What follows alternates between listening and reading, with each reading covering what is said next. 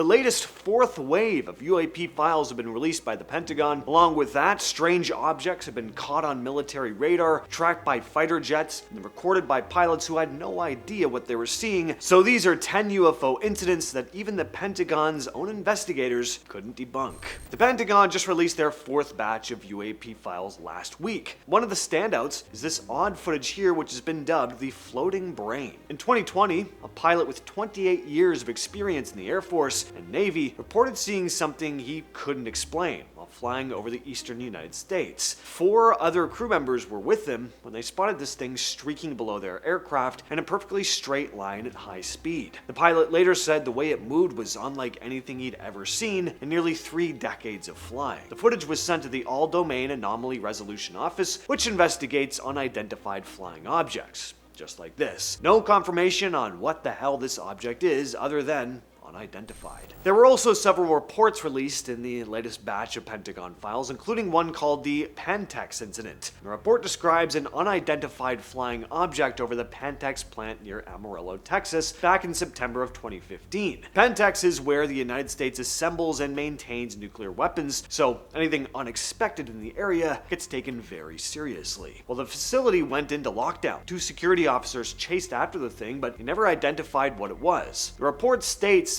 that the incident started just after 7 a.m. on September 1st. Workers at Pantex noticed the object moving just north of Highway 60 at a speed of about 10 to 15 miles per hour. Multiple employees saw it, and some looked at it through binoculars. Based on these observations, he estimated it was about 4 feet tall and 2 feet wide. The report also says it was thinner at the top. Witnesses couldn't agree on its color though. Some said it looked black, others described it as more silverish or red or even blue. The facility's ground surveillance cameras captured a grainy image of it. Later, Sandia National Laboratories, a U.S. Department of Energy research facility, enhanced the image and included it with the final report. An interesting detail was how the object behaved while security officers tried to follow it. The report states, quote, "The object seemed to increase in speed and change direction as it was being followed." The report also makes it clear that it never seemed to pose an immediate threat though, stating, "It should be noted that at no time did the object appear to be threatening in nature, nor did it come to close proximity to any sensitive assets. The object remained over open, unpopulated areas of the plant prior to it proceeding off-site." After the incident, investigators collected everything they had, and it was all turned over to the FBI.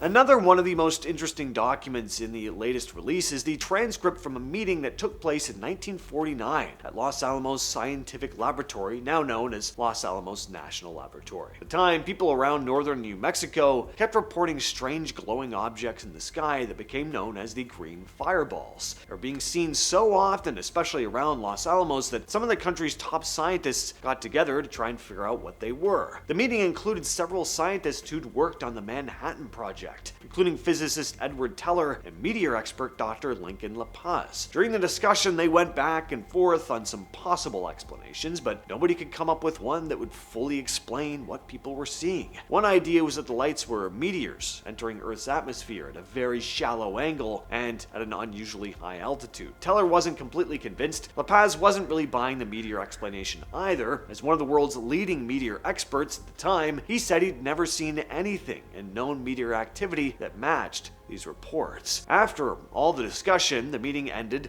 the same way it started. The scientists had plenty of theories, but no real answer for what the green fireballs actually were. In 2015, U.S. Navy pilots flying off the coast of Florida reported encountering something they could not identify during training exercises involving the USS Theodore Roosevelt carrier group. The encounter produced one of the most famous pieces of UAP footage ever released, the Gimbal video. It was recorded by an infrared targeting system which allows pilots to track objects using heat instead of normal cameras. The footage shows this glowing object moving across the sky before appearing to rotate. The pilot recording the video can be heard reacting to the thing, saying, "Look at that thing." And other pilots in the same deployment also reported seeing strange objects in the area, with some saying they appeared to move in ways that they just couldn't explain. The Pentagon later confirmed the video was real, and it showed an unidentified object. In 2020, the Department of Defense officially released the footage, and AARO still lists the Gimbal case as unresolved. During the same 2015 Navy deployment that gave us the gimbal footage, pilots also captured another strange video that became known as GoFast. The footage shows a small object moving above the ocean while being tracked by a fighter jet's infrared camera. When the video was released, a lot of attention focused on how fast the object seemed to be moving, with some people arguing that it was traveling at speeds far beyond anything that normal aircraft could reach. The Pentagon later confirmed the video was genuine and unexplained. What made these cases so incredible when they were first released to the public was that they weren't just blurry clips filmed by a random person. These came from military equipment operated by trained pilots during a Navy exercise. But US military pilots were already reporting strange encounters before these videos went public. During training flights along the East Coast between 2014 and 2015, pilots from the USS Theodore Roosevelt carrier group reported seeing unusual objects. Encounters involved multiple pilots, and some reported seeing unidentified objects that moved unlike anything they'd ever seen. One Navy pilot who spoke publicly about the incidents was Lieutenant Ryan Graves, who said pilots were seeing these objects almost daily during training. Encounters became more serious when pilots began receiving improved radar systems that could track objects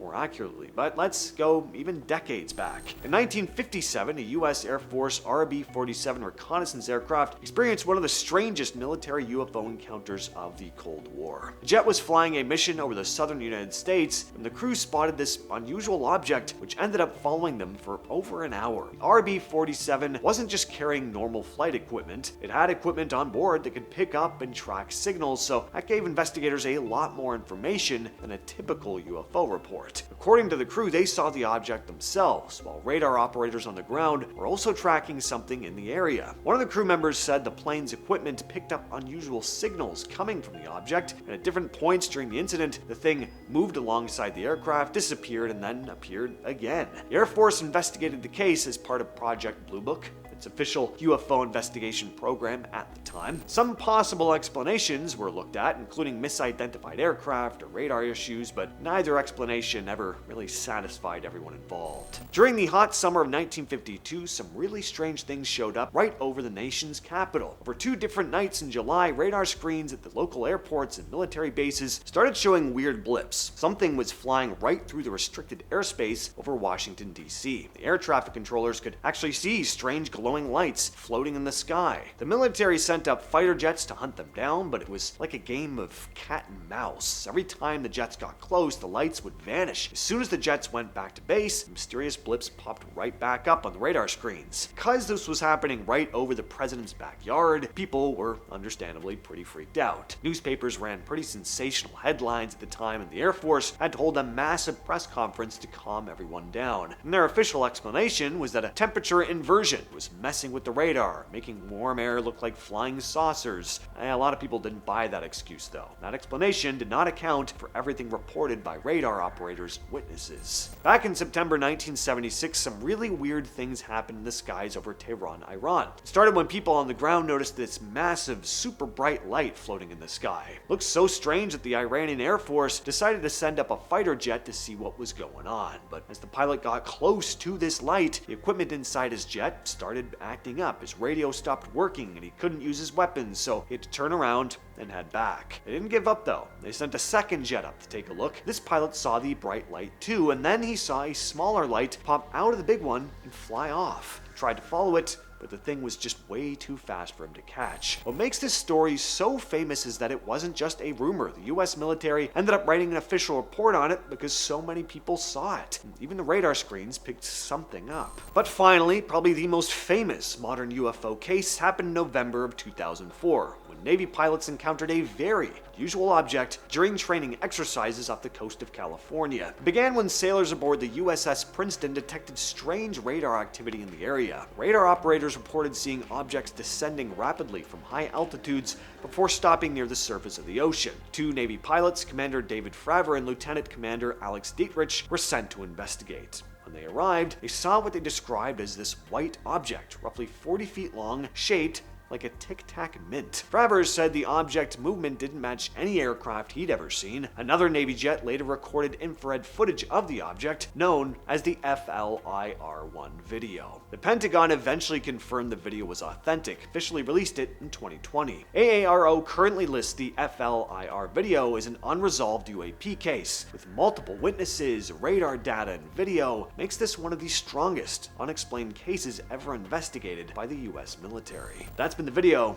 I'll catch you, yes, you specifically, in the next one.